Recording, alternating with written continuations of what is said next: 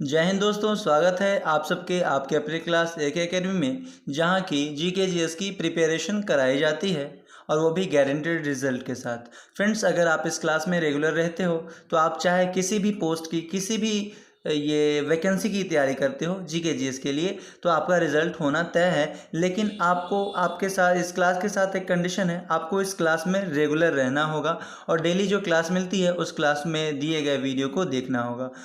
तो चलिए friends, question पे आते हैं। फ्रेंड्स, हमारा पहला सवाल है, आप लोग तो देख ही रहे होंगे। पहला सवाल है, डीजल इंजन का आविष्कार किसने किया था? Option number A Rudolf Diesel, या फिर option number B John Napier, या ऑप्शन नंबर सी मैकमिलन, या option number D John McCord. तो फ्रेंड्स, यहाँ पे हमारा आंसर ऑप्शन नंबर एक हो जाता है, रुडोल्फ डीजल। रुडोल्फ डीजल ने डीजल इंजन से चलने वाले जितने भी इंजन होते हैं उसका आविष्कार रुडोल्फ डीजल ने किया। और फ्रेंड्स, यहाँ पे जो मैकमिलन है, ये मैकमिलन इन्होंने ये साइकिल की आविष्कार की थी या खोज किया, जो भी कहें, साइकिल से संबंधित है, आविष्कारक ही हुए। और फ्रेंड्स, यहाँ जो जॉन नेपियर है, इन्होंने जो सिद्धांत होता है इसका लॉगरिथम का सिद्धांत जॉन नेपियर ने दिया था। इस तीनों क्वेश्चन को ध्यान में रखेंगे। लेकिन फ्रेंड्स, यहाँ पे जो इस क्वेश्चन का आंसर होगा वो होगा option number A, Rudolf Diesel. चलिए फ्रेंड्स, देखते हैं हमारा अगला सवाल। फ्रेंड्स, हमारा अगला सवाल है, रेक्टिफायर का उपयोग किया जाता है। रेक्टिफायर का उपयोग किस लिए किया जाता है आपको बतलाना है।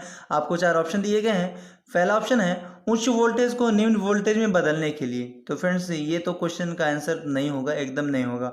ऑप्शन नंबर बी में दिया गया है निम्न वोल्टेज को उच्च वोल्टेज में बदलने के लिए, ये भी नहीं होगा। ऑप्शन नंबर सी AC को DC में बदलने के लिए, या फिर ऑप्शन नंबर डी DC को AC में बदलने के लिए। तो गाइज, इस जगह पे इस क्वेश्चन का जो आंसर होगा वो होगा option number C, AC voltage को DC में बदलने का काम रेक्टिफायर करता है। यानी कि AC को स्टोर करने का काम रेक्टिफायर कहता है, एक तरह से ये हम कह सकते हैं। तो फ्रेंड्स, यहाँ पे हमारा आंसर ऑप्शन नंबर सी को जाता है। और फ्रेंड्स, यहाँ पे जो उच्च वोल्टेज को निम्न वोल्टेज, यहाँ पे जो ऑप्शन नंबर ए में दिया गया है, उच्च वोल्टेज को निम्न वोल्टेज में बदलने के लिए ये ट्रांसफार्मर का उपयोग इसमें किया जाता है। ट्रांसफार्मर का उपयोग उच्च वोल्टेज को निम्न वोल्टेज में बदलने के लिए किया जाता है। चलिए देखते हैं हमारा अगला सवाल।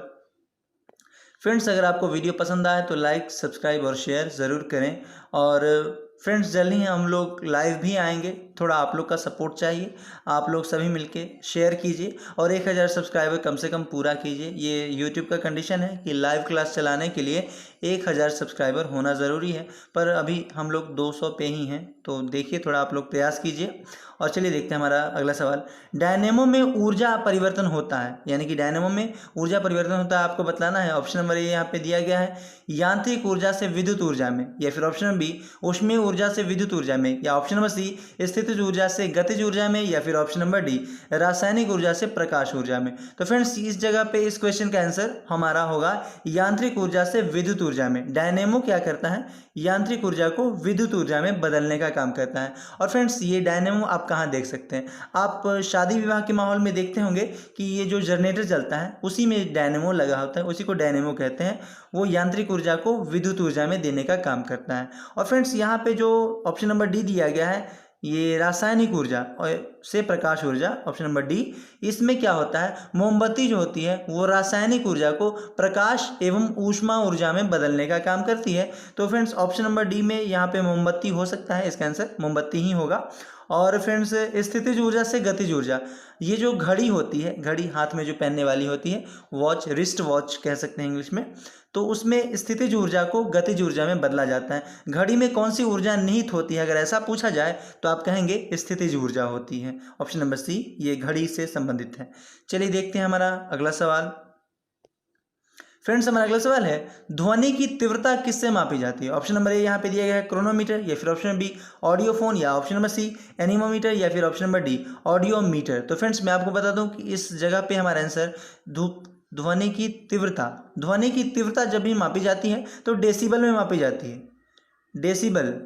डेसिबल, आपको डेसिबल ध्यान में रखना है। ध्वनि की तीव्रता डेसिबल में मापी जाती है।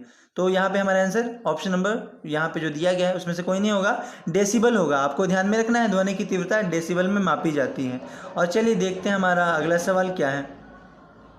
फ्रेंड्स हमारा अगला सवाल है, दूध के घनत्व को किसके द्वारा मापा जाता है? दूध का घनत्व किसके, डेंसिटी इसको इंग्लिश में कहते हैं, घनत्व को इंग्लिश में डेंसिटी कहते हैं। आप देख सकते हैं ये जो दूध है, दूध को डेंसिटी कहते हैं।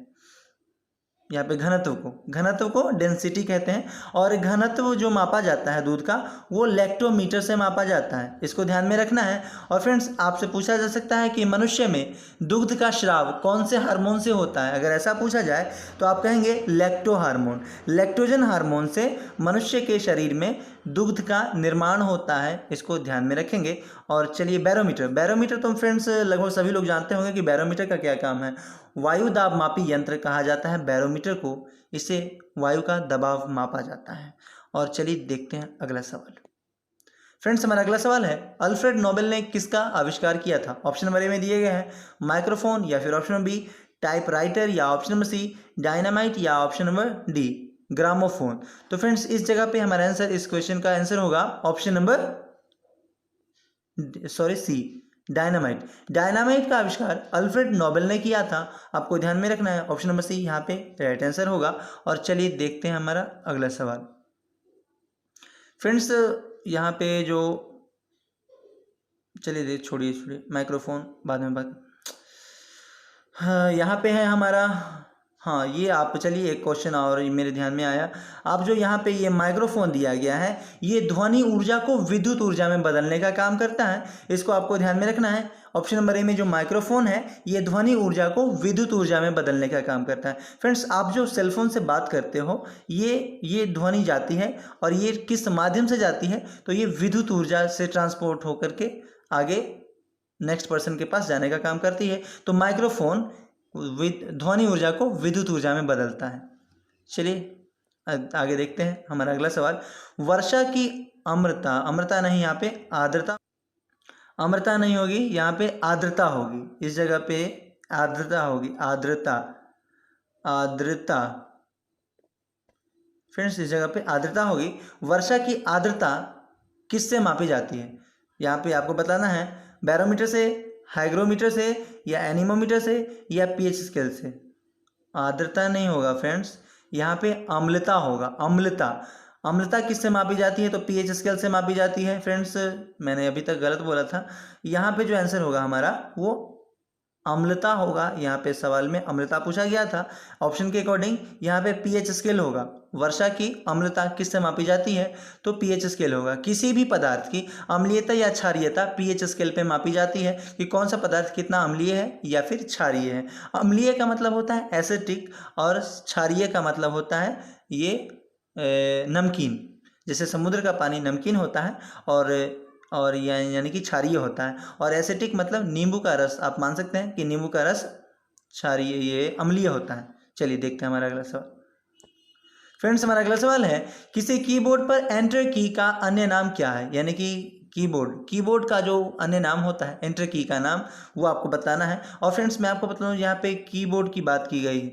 आपसे अगर पूछा जा सकता है कि कीबोर्ड में कितनी कीज़ होती हैं, कंप्यूटर के कीबोर्ड में कितनी कीज़ होती हैं, तो आप कहेंगे 104 से 6 कीज़ होती हैं, ये जो नॉर्मल कीबोर्ड होता है। और मल्टीमीडिया कीबोर्ड अगर हो गया तो उसमें 108 से 10 कीज़ होती हैं, इसको ध्यान में रखेंगे। और कीबोर्ड में एंटर की का अन्य नाम अगर आपसे पूछा जाए तो आप कहेंगे ऑप्शन नंबर डी में जो दिया गया है एग्जीक्यूट की। ऑप्शन नंबर डी यहाँ पे राइट आंसर होगा, एग्जीक्यूट की हमारा आंसर होगा यहाँ पे। चलिए देखते हैं हमारा अगला सवाल। फ्रेंड्स अगला सवाल है, तारे अपनी ऊर्जा किस प्रकार प्राप्त करते हैं? ऑप्शन नंबर ए नाभिकीय संयोजन के फलस्वरूप, या फिर ऑप्शन नंबर बी रासायनिक ऊर्जा से, या ऑप्शन नंबर सी नाभिकीय विखंडन से, या फिर ऑप्शन नंबर डी गुरुत्वाकर्षण से। तो गाइज यहाँ पे हमारा आंसर ऑप्शन नंबर सी को जाता है, सी नाभिकीय विखंडन से। सूर्य से प्राप्त ऊर्जा का प्राप्ति स्रोत भी नाभिकीय विखंडन ही है, और यहाँ पे भी नाभिकीय विखंडन ही होगा। तारे का अपनी ऊर्जा किस प्रकार प्राप्त होती है? तो नाभिकीय विखंडन से। चलिए गाइस देखते हैं हमारा अगला सवाल। और फ्रेंड्स ये गुरुत्वाकर्षण का नियम जो है न्यूटन ने दिया था, इसको ध्यान में रखना है। चलिए आगे देखते हैं। फ्रेंड्स हमारा अगला सवाल है, विद्युत ऊर्जा उत्पन्न करने के लिए विद्युत उत्पन्न करने के लिए, सॉरी ऊर्जा नहीं है, विद्युत उत्पन्न करने के लिए कौन सी धातु का उपयोग किया जाता है? यहाँ पे ऑप्शन दिया गया है, उस ऑप्शन में से आपको चूज करना है। ऑप्शन नंबर ए यूरेनियम, या फिर ऑप्शन बी लोहा, या फिर ऑप्शन नंबर सी तांबा, या फिर ऑप्शन नंबर डी एल्यूमिनियम। तो फ्रेंड्स यहाँ पे हमारा आंसर ऑप्शन नंबर ए को जाता है। ए में जो दिया गया है यूरेनियम, यहाँ पे आंसर यूरेनियम होगा। और फ्रेंड्स यहाँ पे जो लोहा दिया गया है, लोहा में जंग लगने से बचाने के लिए हम जस्ते की परत चढ़ाते हैं लोहे पे, जिसे कि गैल्वेनाइजीकरण कहते हैं इंग्लिश में, और हिंदी में जस्तीकरण कहते हैं। और फ्रेंड्स तांबा, तांबा अगर आपसे पूछा जाए कि तांबा किसका मिश्रण होता है, तो आपको एक ट्रिक है, यहाँ पे ध्यान रखना है, पिताजी। पिताजी, पिताजी का फ्रेंड्स, पिताजी का मतलब होता है पी से पीतल और ता से तांबा, और ये जिंक, तांबा और जस्ता, सॉरी जिंक, जस्ता नहीं जिंक, तांबा और जिंक का मिश्रण होता है ये कौन? तांबा, ये पीतल, पीतल, तांबा पीतल और पिताजी, तांबा, छोड़ी इस क्वेश्चन को छोड़ दीजिए, हटाइए, कंफ्यूज नहीं होना है। आपको याद रखना है पिताजी किसका मिश्रण है? तांबा, तो पीतल और जिंक का आपको ध्यान में रखना है। और चलिए एल्यूमिनियम, एल्यूमिनियम एक ऐसा तत्व है जिसको कि आप कहीं भी रख दीजिए, इसमें जंग नहीं लगने वाला, कोई भी आपको टेंशन नहीं लेनी है कि इसमें आपको ये पेंट करवाना होगा या फिर जस्ते की परत चढ़ानी होगी, ऐसा कोई भी कंडीशन इस एल्यूमिनियम के साथ नहीं है। तो गाइज यहाँ पे आपको आंसर ध्यान में रखना है, इस क्वेश्चन का आंसर ऑप्शन नंबर ए होगा, यूरेनियम। चलिए देखते हैं हमारा अगला सवाल क्या है। फ्रेंड्स हमारा अगला सवाल है, एक्स किरणों का उपयोग किस लिए किया जाता है? ऑप्शन नंबर ए जमीन के नीचे सोना का पता लगाने के लिए, या फिर ऑप्शन बी हृदय रोग का पता लगाने के लिए, या फिर ऑप्शन नंबर सी बहुमूल्य पत्थर और हीरे की खराबी का पता लगाने के लिए, या फिर ऑप्शन नंबर डी धातु को काटने के लिए। तो गाइज यहाँ पे हमारा आंसर ऑप्शन नंबर सी होगा,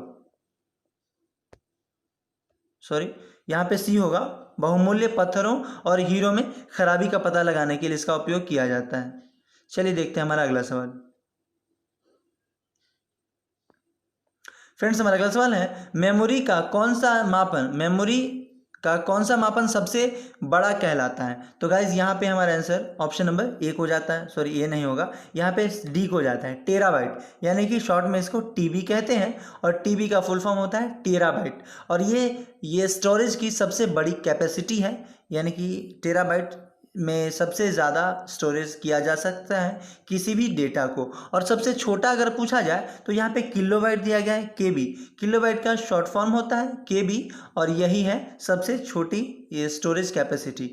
आपका फ़ोन जो है, फ़ोन में जो आपने सिम कार्ड लगा रखा है, अभी आप जो देख रहे हैं उसमें, उस फ़ोन में जो आपके नंबर होंगे, उस सिम कार्ड में नंबर होते हैं ना सेव जो आप करते हो, वो उसमें कैपेसिटी होती है, स्टोरेज कैपेसिटी, उसमें भी मेमोरी कार्ड होता है जिसमें कि 24 से 27 केबी, किसी में 27 केबी, किसी में 30 केबी तक स्टोरेज कैपेसिटी दी होती है, तभी आपका नंबर उस सिम कार्ड में सेव होता है।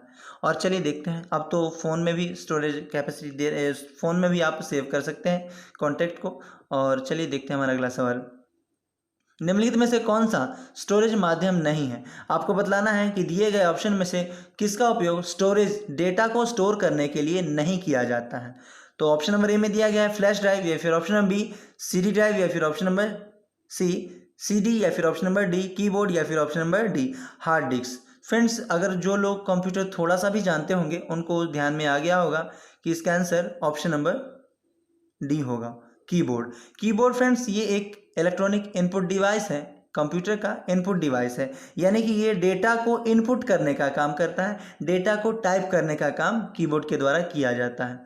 और मैंने आपको बतलाया कि नॉर्मल कीबोर्ड में 104 से 6 ये कीज़ होती हैं, यानी कि बटन्स होते हैं, और अगर मल्टीमीडिया की कीबोर्ड हो गया तो उसमें 108 से 10 कीज़ होती हैं। चलिए देखते हैं हमारा अगला सवाल। और फ्रेंड्स यहाँ पे हमारा आंसर निम्नलिखित में से कौन सा स्टोरेज माध्यम नहीं है, अगर ऐसा पूछा जाता है तो ये जो कीबोर्ड है ये आंसर होगा ऑप्शन नंबर डी। चलिए अगला सवाल देखते हैं, कंप्यूटर के संदर्भ में सॉफ्टवेयर का क्या अर्थ है? ऑप्शन नंबर ए में दिया गया है फ्लॉपी डिस्क, या फिर option number B computer circuit, या फिर ऑप्शन नंबर सी, सॉरी यहाँ पे सी की जगह बी ही हो गया है, टाइपिंग मिस्टेक है, चलिए कोई बात नहीं, यहाँ पे सी मानना है आपको, कंप्यूटर प्रोग्राम, या फिर option number D human brain. तो फ्रेंड्स यहाँ पे आपको ध्यान में रखना है, इसका आंसर होगा ऑप्शन नंबर सी, यानी यहाँ पे सी होगा ऑप्शन नंबर सी में दिया गया है कंप्यूटर प्रोग्राम। कंप्यूटर के संदर्भ में सॉफ्टवेयर, यानी कि कंप्यूटर में जो सॉफ्टवेयर होता है वो क्या होता है, तो वो होता है कंप्यूटर प्रोग्राम्स होते हैं, सॉफ्टवेयर कंप्यूटर प्रोग्राम्स होते हैं। और ह्यूमन ब्रेन, जब यहाँ पे ह्यूमन ब्रेन दिया गया है तो ब्रेन यानी कि 1350 से 1400 ग्राम जो होता है, ये एवरेज वैल्यू है। 1350 से 1400 ग्राम ये ह्यूमन ब्रेन का वजन होता है, मानव मस्तिष्क का वजन होता है। और चलिए देखते हैं हमारा अगला सवाल। और ये काफ़ी कॉम्प्लेक्स टिश्यू का बना होता है ब्रेन, जिसको आपके शरीर में सब कुछ ट्रांसप्लांट हो सकता है, सब कुछ बदला जा सकता है लगभग, लेकिन ब्रेन नहीं बदला जा सकता।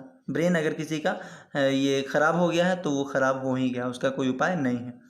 चलिए अगला सवाल है हमारा, मुख्यतः किसके प्रयास से सती प्रथा का उन्मूलन हुआ माना जाता है? सती प्रथा का उन्मूलन किसके प्रयास से हुआ है? तो ऑप्शन नंबर ए में दिया गया है ब्रिटिश, या फिर ऑप्शन नंबर बी राजा राम मोहन राय, या ऑप्शन नंबर सी धर्म प्रचारक, या फिर ऑप्शन नंबर डी महर्षि कवि। फ्रेंड्स, अगर आपको वीडियो पसंद आ रहा हो तो लाइक, सब्सक्राइब और शेयर ज़रूर करें और ज़्यादा से ज़्यादा दोस्तों के पास पहुँचाएँ, ताकि हम लोग जल्दी से जल्दी लाइव क्लास में आ सकें और उसके बाद जो भी क्वेश्चन का डाउट होगा उसी वक्त आपको सॉल्व कर दिया जाएगा। आपको अगले दिन का इंतज़ार नहीं करना पड़ेगा।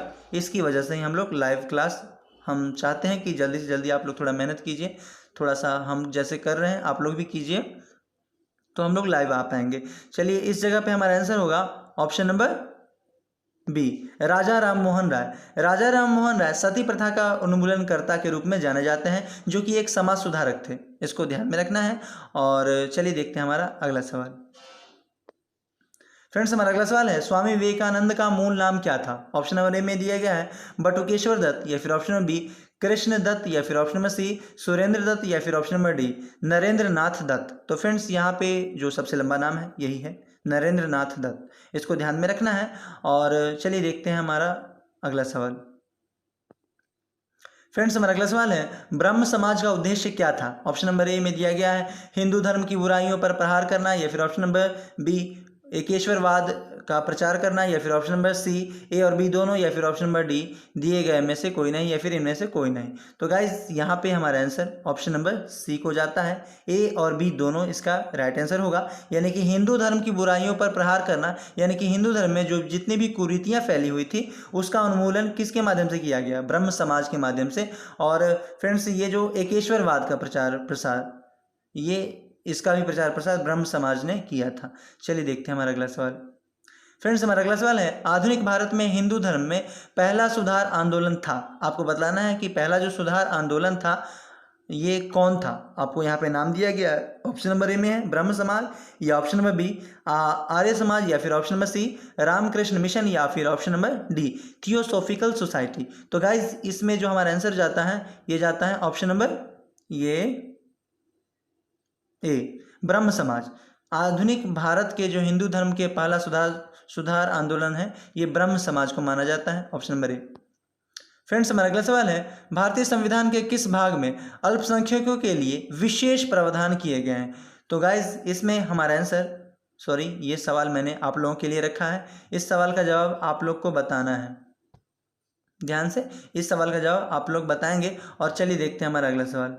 फ्रेंड्स, हमारा अगला सवाल है, संविधान में किस वर्ग के लिए विशेष प्रावधान किए गए हैं? ऑप्शन नंबर ए में दिया गया है अल्पसंख्यक एवं पिछड़ा वर्ग, या फिर ऑप्शन नंबर बी अनुसूचित जाति एवं अनुसूचित जनजाति, या फिर ऑप्शन नंबर सी आंग्ल भारतीय समुदाय, या फिर ऑप्शन नंबर डी उपर्युक्त सभी। तो गाइज इसमें जो हमारा आंसर होगा वो होगा ऑप्शन नंबर डी उपर्युक्त सभी। यानी कि संविधान के भाग 3 में यह कहा गया है कि अल्पसंख्यक वर्ग एवं पिछड़ा वर्ग और अनुसूचित जाति एवं अनुसूचित जनजाति और आंग्ल भारतीय समुदाय के लिए विशेष प्रावधान किए गए हैं, कि इनके लिए कुछ अलग नियम कानून बनाए गए हैं संविधान के भाग 3 में, आपको ध्यान में रखना है।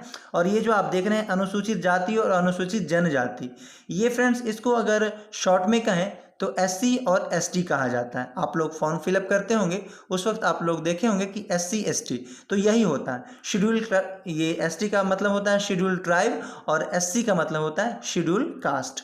इसको ध्यान में रखना है, आपसे फुल फॉर्म पूछा जा सकता है। तो गाइज ये जो क्वेश्चन था आज तक का यही सारा क्वेश्चन है, और आगे तो कोई क्वेश्चन, चलिए एक और क्वेश्चन है, फॉर्मिक अम्ल किसके द्वारा उत्पादित किया जाता है? ऑप्शन नंबर ए में दिया गया है दीमक के द्वारा, या फिर ऑप्शन नंबर बी तिलचट्टा के द्वारा, या फिर ऑप्शन नंबर सी लाल चींटी के द्वारा, या फिर ऑप्शन नंबर डी मच्छर के द्वारा। तो गाइस इस जगह पे हमारा आंसर ऑप्शन नंबर सी होगा, लाल चींटी। फॉर्मिक अम्ल का जो उत्पादन किया जाता है, उत्पादन या फिर उत्सर्जन कह सकते हैं, तो ये लाल चींटी के द्वारा किया जाता है। लेकिन गाइस केवल लाल चींटी ही नहीं, मधुमक्खी या फिर जो बिच्छू होती है उसके डंक में भी ये फॉर्मिक अम्ल मौजूद होता है। अगर यहाँ पे ये लाल चींटी ना होता तो हम वो मधुमक्खी दे सकते थे या फिर बिच्छू दे सकते थे, कोई डाउट नहीं है यहाँ पे। चलिए देखते हैं हमारा अगला सवाल। फ्रेंड्स आगे कोई सवाल नहीं है और उम्मीद करता हूँ कि आप लोग को सारा सवाल समझ में आया होगा। और अगर कोई भी सवाल आपको समझ में नहीं आता है तो आप उस सवाल को लिख करके भेज सकते हैं कि ये सवाल का डाउट है, हम अगली वीडियो में इसका डिस्कशन कर लेंगे। जब तक कि क्लास हमारी लाइव नहीं हो जाती तब तक तो यही है, और जब से हमारी क्लास लाइव शुरू हो जाएगी तब से जो भी डिस्कशन होगा या कन्फ्यूज़न होगा आप उसी वक्त बोलोगे क्लासरूम में और हम डिस्कस कर देंगे। तो गाइस मिलते हैं फिर नेक्स्ट वीडियो में इसी तरह के इंटरेस्टिंग क्वेश्चन के साथ। जय हिंद, जय भारत, जय AK अकेडमी।